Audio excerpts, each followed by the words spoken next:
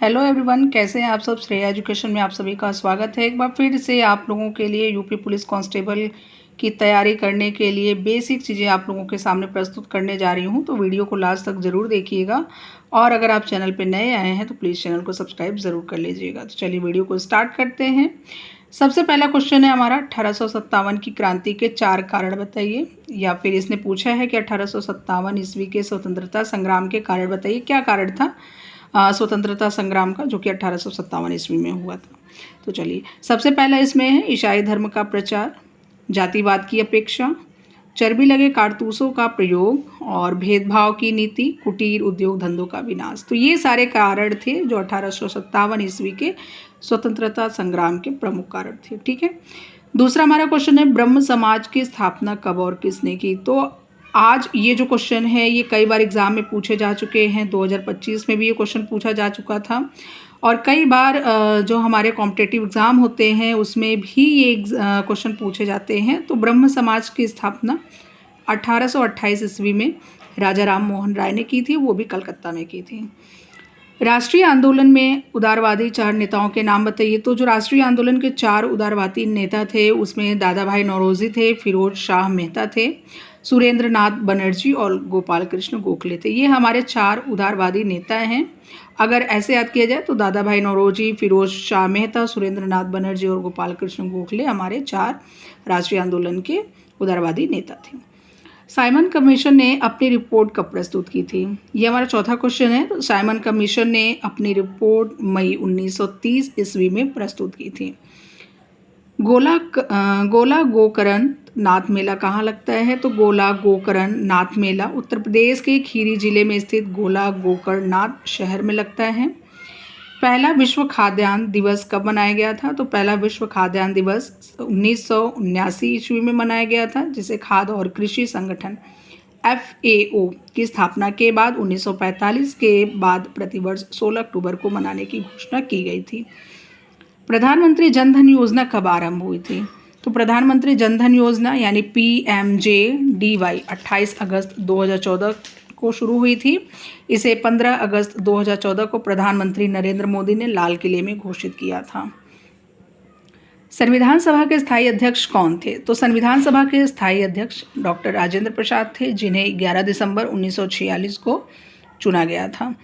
भारत में सर्वाधिक साक्षरता दर किस राज्य की है। तो भारत में सर्वाधिक साक्षरता दर मिजोरम की है, जिसकी साक्षरता दर 98.2% है। 2011 की जनगणना के अनुसार केरल पहले स्थान पर था, जिसकी साक्षरता दर 95.3% है। विटीकल्चर क्या है। तो विटीकल्चर अंगूर से संबंधित उद्यान विज्ञान की एक शाखा है। इसमें अंगूरों की बुआई, पोषण, देखरेख एवं फलोत्पादन का अध्ययन किया जाता है। तो ये हमारे बेसिक क्वेश्चन हैं जो हर बार कॉम्पिटिटिव एग्जाम में पूछे जाते हैं। चलिए नेक्स्ट क्वेश्चन की ओर बढ़ते हैं। भारत का कुल भौगोलिक क्षेत्रफल कितना है। तो भारत का कुल भौगोलिक क्षेत्रफल हमारा है 32,87,263 वर्ग किलोमीटर है, जो इसे दुनिया का 7वां सबसे बड़ा देश बनाता है। विश्व पर्यावरण दिवस कब मनाया जाता है। तो विश्व पर्यावरण दिवस 5 जून को मनाया जाता है। कैंगा परमाणु ऊर्जा केंद्र कहाँ स्थित है।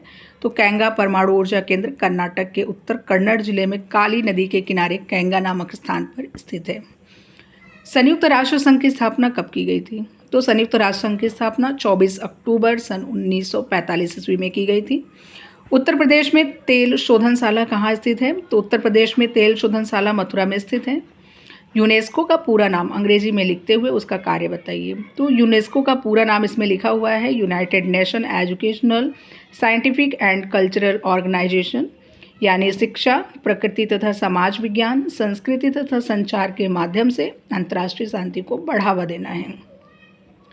ये इसके कार्य हैं। भारत के अंतर्गत कौन कौन से द्वीप समूह आते हैं। तो अंडमान और निकोबार द्वीप समूह, लक्षद्वीप समूह, ये भारत के अंतर्गत आते हैं। भारतीय जलवायु को प्रभावित करने वाले कारक कौन कौन से हैं। तो भारतीय जलवायु को प्रभावित करने वाले कारक अगर कहा जाए तो इसमें स्थिति, उच्चावच भूपृष्ठीय हवाएं, उपरितन वायुधाराएं हैं। प्राकृतिक आपदाएं कौन कौन सी होती है। तो बाढ़, सूखा, भूस्खलन, भूकंप, समुद्री तूफान तथा लहरें, ये सारी हमारी प्राकृतिक आपदाएं हैं जो प्रकृति के द्वारा होती हैं।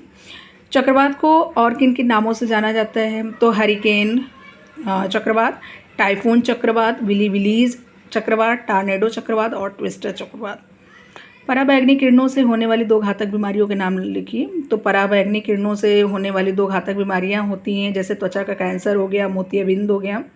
उत्तर प्रदेश में मिट्टी का उपयोग किन कार्यों में होता है? तो उत्तर प्रदेश में मिट्टी का प्रयोग, जैसा कि हम जानते हैं, बर्तन बनाने में, अलग अलग तरह की फसल की पैदावार में, सीमेंट बनाने में और ईंट बनाने में मिट्टी का प्रयोग होता है।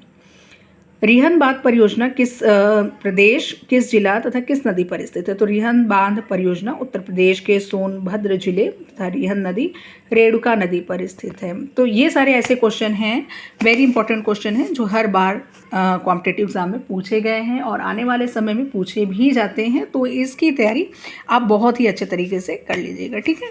चलिए नेक्स्ट आगे हम बढ़ते हैं।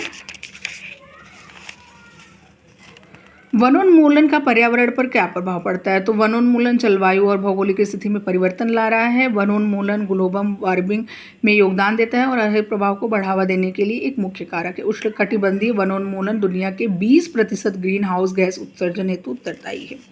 भारत का राज्य चिन्ह अशोक स्तंभ, सिंह स्तंभ कहाँ से अनुकृत किया गया है? तो अशोक चिन्ह भारत का राजकीय प्रतीक है और इसको सारनाथ में मिली अशोक की लाट से लिया गया है। उत्तर प्रदेश की प्रमुख नदियों की लंबाई को घटते हुए क्रम में लिखना है। तो ज़्यादातर नदियों के बारे में भी पूछता है और सबसे इसमें कई बार गंगा नदी के बारे में पूछा गया है। तो उत्तर प्रदेश की प्रमुख नदियों की लंबाई को घटते हुए क्रम में अगर देखा जाए तो सिंधु नदी की लंबाई जो है हमारा 3180 किलोमीटर है, यानी 3180 किलोमीटर है। गंगा नदी की लंबाई अगर ली जाए तो 2525 है, यानी कि 2525 किलोमीटर है। और यमुना नदी की अगर बात की जाए तो इसकी लंबाई है 1376 किलोमीटर, यानी 1376 किलोमीटर। करनाली या घाघरा नदी की लंबाई की बात की जाए तो 1080 किलोमीटर है। चंबल नदी की लंबाई 960 किलोमीटर है। गोमती नदी की लंबाई 900 किलोमीटर है। रामगंगा नदी की लंबाई 690 किलोमीटर है।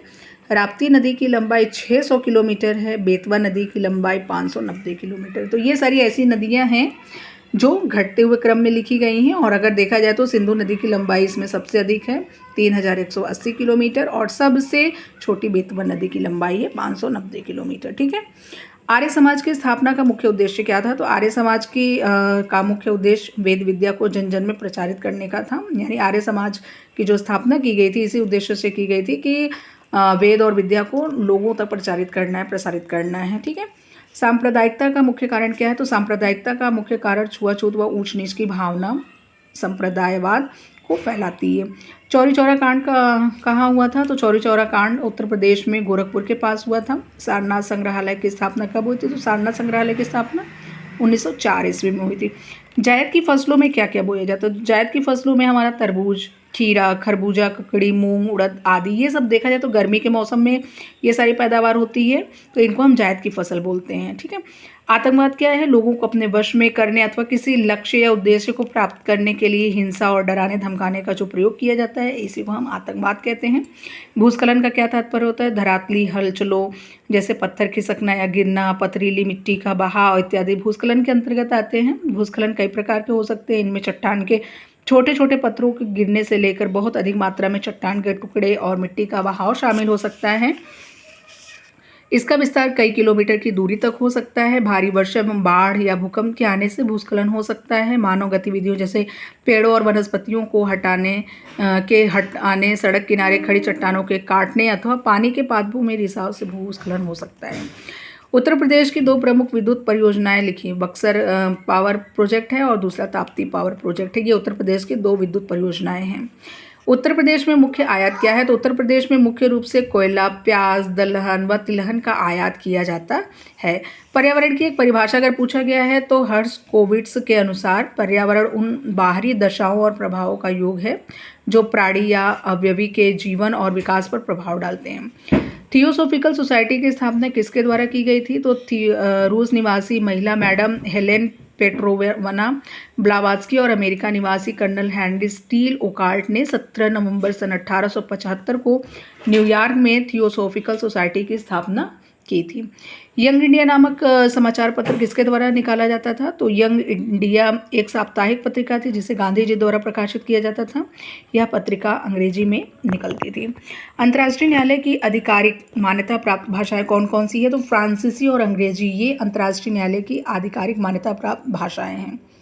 स्वतंत्र भारत की प्रमुख उपलब्धियां क्या थी? तो मतदान का अधिकार, अंतरिक्ष कार्यक्रम, विविधता में एकता का नारा, विकासशील भारत का विकास, भारत की ओर जाना। संसद के 2 सदनों का सत्रावसान कौन करता है? तो संसद के दोनों सदनों का सत्रावसान राष्ट्रपति करता है। उत्तर प्रदेश के किस जिले में यूरेनियम पाया जाता है? तो उत्तर प्रदेश के ललितपुर जिले में यूरेनियम पाया जाता है।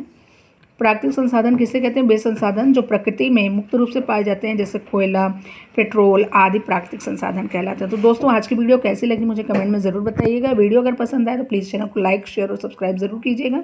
आज के लिए बस इतना ही, मिलते हैं नेक्स्ट वीडियो में, तब तक के लिए बाय बाय।